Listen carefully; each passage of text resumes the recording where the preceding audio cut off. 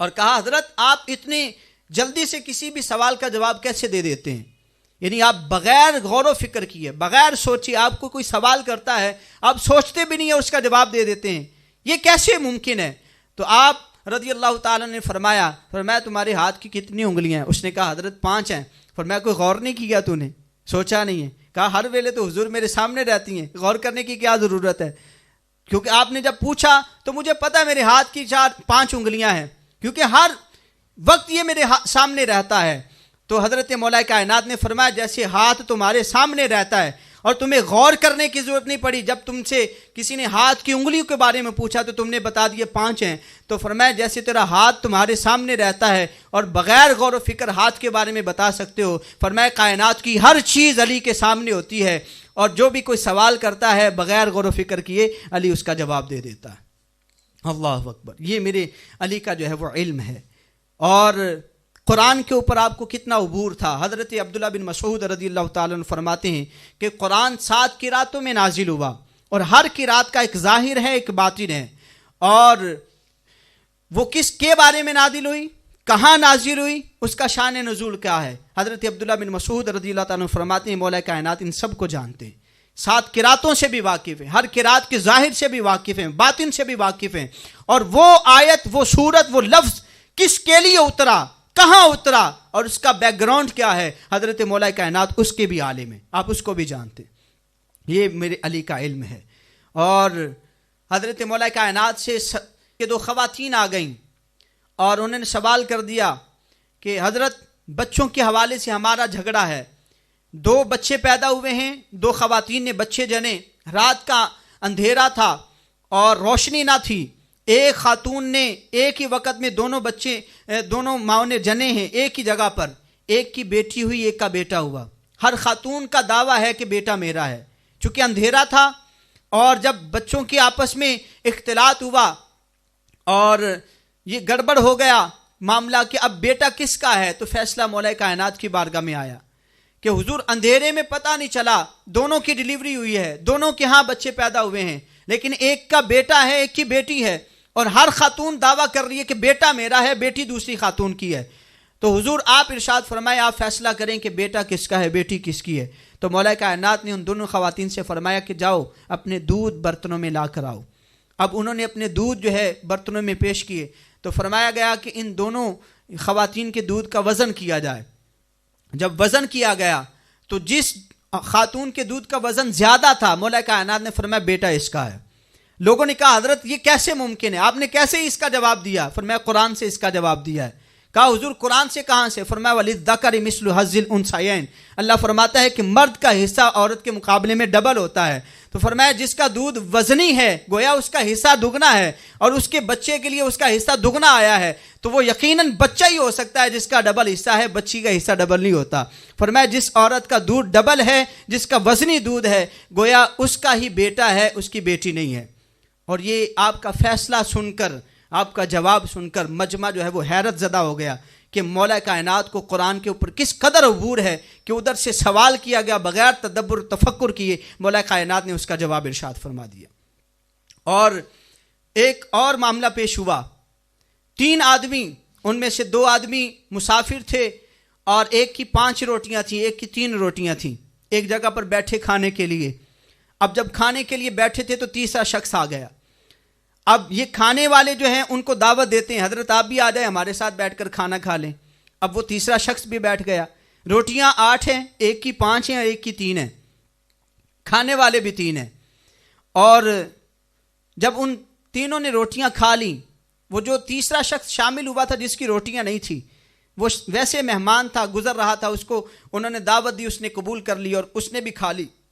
اب اس شخص نے جاتے ہوئے کیا کیا، اس نے 8 درہم دیے، کہا یہ آپس میں بانٹ لینا۔ اب جس کی تھی نا 5 روٹیاں، اس نے 5 روٹیوں والے نے کہا کہ تیری 3 روٹیاں تھی، تیرے 3 درہم ہوئے، اور میری 5 روٹیاں تھی، میرے 5 درہم ہوئے۔ اس نے جب اس تقسیم پر جو ہے فیصلہ کیا تو وہ 3 روٹیوں والا اس پر راضی نہ ہوا، کہتا نہیں 50-50 ہونا چاہیے، 4 تیرے درہم ہونے چاہیے، 4 میرے ہونے چاہیے۔ وہ 5 روٹیوں والا کہنے لگا نہیں، میری 5 روٹیاں تھی تو 5 درہم میرے، تیری 3 روٹیاں تھی تو 3 درہم میں۔ اب یہ فیصلہ جب نزاع کو پہنچا تو فیصلہ یہ ہوا کہ مولا کائنات کی بارگاہ میں چلتے ہیں، جا کے وہاں سے فیصلہ کرواتے ہیں کہ کس کے کتنے درہم ہونے چاہیے۔ مولا کائنات کی بارگاہ میں جب پہنچے تو حضرت مولا کائنات کو جب انہوں نے سارا سوال پیش کیا تو آپ نے بغیر سوچے فرمایا تجھے 3 مل رہے ہیں تو خوشی سے 3 ہی لے لو، وگرنہ اگر حساب کرواؤ گے تو تیرے حصے میں 1 آئے گا۔ وہ بڑا حیران ہوا، کہنے لگا حضرت یہ کیسے ہو سکتا ہے کہ حساب کرنے پر میرے کھاتے میں 1 آئے گا؟ آپ مجھے حساب سمجھا دیں کہ کس حساب سے میرے کھاتے میں 1 آتا ہے، اگر حساب میری سمجھ میں آ گیا تو میں 1 ہی لے لوں گا۔ اب حضرت مولا کائنات نے فرمایا تم کتنے لوگ تھے؟ کہا حضرت 3 لوگ تھے۔ فرمایا تیری روٹیاں کتنی تھی؟ کہا 3۔ کہا اس کی؟ کہا 5۔ کہا وہ جو تیسرا شامل تو؟ کہا حضور اس کی کوئی نہیں تھی، اس نے جاتے ہوئے یہ 8 درہم دیے تھے۔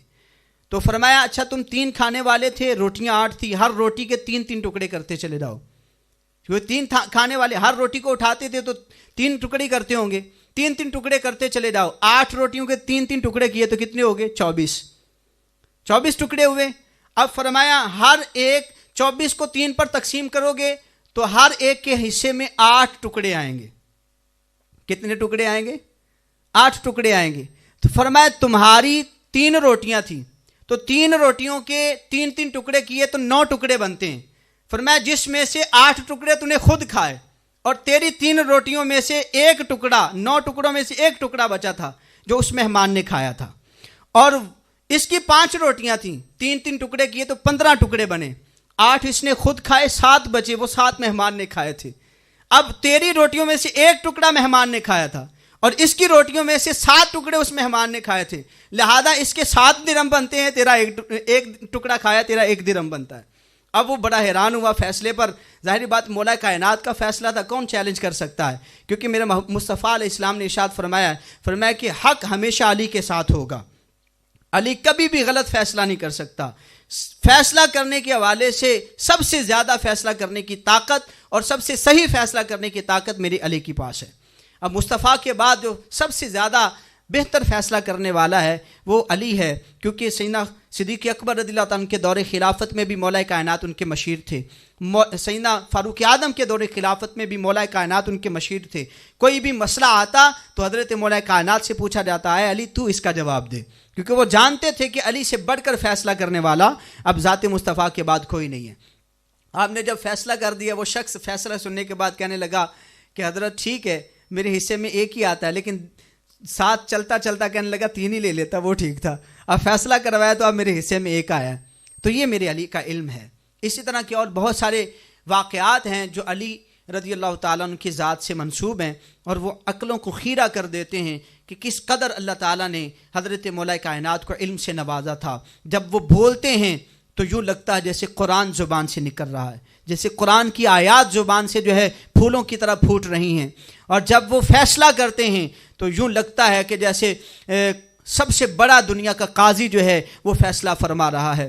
جب وہ نکلتے ہیں میدان میں تو یوں لگتا ہے جیسے شیر جو ہے وہ اپنی کفا سے نکل کر میدان میں آ گیا ہے۔ میرے علی کو جس رخ سے بھی دیکھو وہ ہر رخ سے جو ہے وہ وراء الورا نظر آتا ہے، اس وجہ سے علی کسی کے سمجھ میں نہیں آ سکتا۔ تو یہ یاد رکھیں جس کی سمجھ میں علی نہیں آ سکتا اس کی سمجھ میں مصطفیٰ بھی نہیں آ سکتا، اور جس کی سمجھ میں مصطفیٰ نہیں آ سکتا اس کی سمجھ میں رب کی قدرت کیسے آ سکتی ہے۔ ہمیں اللہ رب العزت سے دعا کرنی چاہیے خالق کائنات ہمیں ذات علی سے بھی منسوب رکھے، اور اہل سنت و جماعت کا یہ وتیرہ ہے، یہاں پر بات کرنا حق بنتا ہے کہ ہم علی کی شان کے بیان کرنے کی آڑ میں کبھی کسی صحابی کا جو ہے وہ ان کی تنقیص نہیں کرتے، نہ صدیق اکبر کی تنقیص کرتے ہیں اور نہ فاروق اعظم کی تنقیص کرتے ہیں۔ کچھ لوگ جب علی کی شان بیان کرتے ہیں، ان کا ذکر کرتے ہیں تو صحابہ کو بھونک جاتے ہیں، اور کبھی کچھ ایسے لوگ بھی ہیں جو صدیق اکبر کی شان بیان کرتے ہیں تو مولا کائنات کی شان کو جو ہے وہ ڈیگریڈ کرتے ہیں اور ان میں تنقیص کرتے ہیں۔ اہل سنت و جماعت کا یہ وتیرہ نہیں ہے۔ اہل سنت و جماعت علی کو بھی مانتے ہیں، صحابہ کو بھی مانتے ہیں۔ وہ جب علی کا ذکر کرتے ہیں تو صدیق اکبر کا بھی ذکر کرتے ہیں، اور جب صدیق اکبر کا ذکر کرتے ہیں تو علی کا ذکر بھی کرتے ہیں۔ اور معراج کی رات والا واقعہ جو ہے اس پر چونکہ معراج کا مہینہ ہے تو اس پر بھی میں گفتگو کروں تو یہ یاد رکھیں حضرت سیدنا صدیق اکبر رضی اللہ تعالیٰ نے معراج کے واقعے کی تصدیق کی تو صدیق اکبر بنے، اور گھر میں اسلام قبول کرنے میں سب سے پہل حضرت مولا کائنات نے کی، وہ گھر میں صدیق ہیں، مولا کائنات گھر میں صدیق ہیں، صدیق اکبر باہر صدیق ہیں، دونوں ہی صدیق ہیں، لیکن مولا کائنات صدیق اول ہیں اور صدیق اکبر ہیں، وہ عمر میں بھی اکبر ہیں اور صدق میں بھی اکبر ہیں، لہذا دونوں کا تذکرہ خیر سے کرنا چاہیے۔ اور وہ جو ہجرت کا واقعہ ہے وہ کیا خوبصورت واقعہ ہے کہ جس میں علی کی شان بھی ظاہر و باہر ہے اور صدیق اکبر کی شان بھی ظاہر و باہر ہے۔ حضور نکلتے ہیں تو اپنے ساتھ صدیق اکبر کو لے لیتے ہیں اور لوگوں کو بتاتے ہیں، لوگوں اگر مصطفیٰ کی ذات کا کوئی محافظ ہے تو وہ صدیق اکبر ہے۔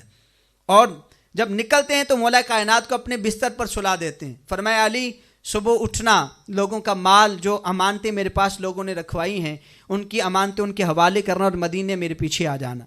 اب لوگوں کے امانتوں کا محافظ کسی کو ڈکلیئر کیا تو وہ علی کی ذات کو، اور اپنی ذات کا محافظ کسی کو ڈکلیئر کیا تو وہ صدیق اکبر کو۔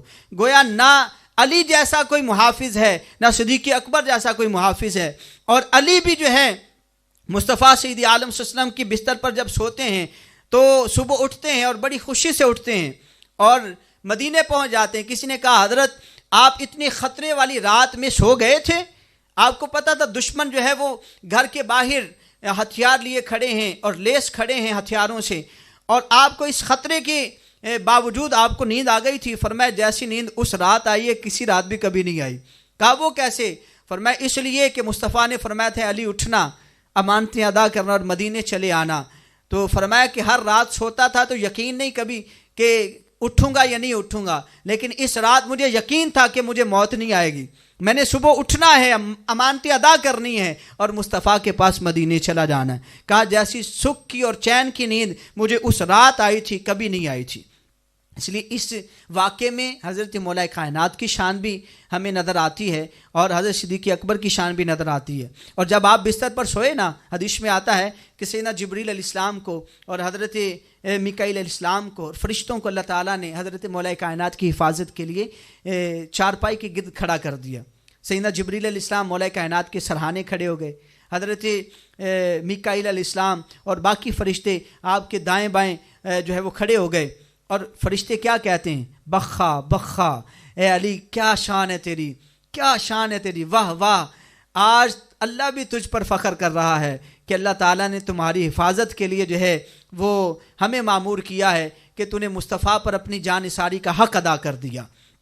اب ادھر علی اپنی جان نثاری کا حق ادا کر رہے ہیں، ان کو پتہ ہے کہ موت جو ہے وہ اٹل ہے، وہ آنی آنی ہے، لیکن مصطفیٰ فرما گئے کہ علی اٹھنا، لہذا مجھے آج کی رات موت نہیں آنے والی۔ لیکن خطرہ تو تھا، اپنی جان کو داؤ پر لگا کر مصطفیٰ کی چارپائی پر سوئے، مصطفیٰ کے بستر پر سوئے۔ تو یہاں مولا کائنات نے جان نثاری کی، ادھر صدیق اکبر غار میں لے کر حضور کو بیٹھے ہیں اور دشمن باہر پھر رہے ہیں، اور صدیق اکبر عرض کرتے ہیں یا رسول اللہ کہیں آپ کو وہ ٹھیس نہ پہنچا دیں۔ تو اللہ تعالیٰ فرماتا ہے کہ محبوب آپ ان سے فرما دیجئے کہ آپ اے صدیق اکبر غم نہ کر، لا تحزن ان اللہ معانا، اے صدیق اکبر تو نے بھی جان نثاری کا حق ادا کر دیا ہے، سانپ ڈستا رہا، تو نے اپنی جان تو قربان کرنا گوارا کر لی لیکن مصطفیٰ کی نیند میں خلل آنا گوارا نہیں کیا، تو نے بھی جان نثاری کا حق ادا کیا، علی نے بھی جان نثاری کا حق ادا کیا۔ ہم تو علی کے ماننے والے بھی ہیں، صدیق اکبر کے ماننے والے بھی ہیں، ہم صدیق کے ذکر میں علی کو ڈیگریٹ نہیں کرتے، نہ علی کے ذکر میں صدیق اکبر کے ذکر کو ڈکلیئر کرتے ہیں، ہم دونوں کے ذکر کو ماننے والے ہیں، دونوں کے غلام ہیں، چونکہ مصطفیٰ نے فرمایا تھا الصحابہ کالنجوم، میرے سارے صحابہ ستاروں کی مانند ہیں۔ تو ستارہ جو ہے وہ جب تک عرش کے ساتھ لگا رہتا ہے نا، آسمان کے ساتھ لگا ہوا ہے تو ستارہ ہے، جب ٹوٹ جاتا ہے تو ستارہ نہیں رہتا۔ ستاروں کی روشنیاں مختلف ہوتی ہیں، کوئی زیادہ چمکتا ہے کوئی کم چمکتا ہے، جو کم سے کم چمکنے والا ستارہ ہے امیر معاویہ تو ہوں گے ہی نا، تو ہم اس ستارے کا بھی احترام کرتے ہیں چونکہ اس کا تعلق مصطفیٰ سید عالم صلی اللہ علیہ وسلم سے۔ جب تک جس صحابی کا تعلق مصطفیٰ سے ہے، جو ستارہ مصطفیٰ سے جڑا ہوا وہ ستارہ ہے، اور جب تک وہ ستارہ ہے ہم اس کی روشنی سے فیض پاتے رہیں گے، اس کا احترام کرتے رہیں گے۔ اللہ ہم سب کو عمل کی توفیق نصیب فرمائے۔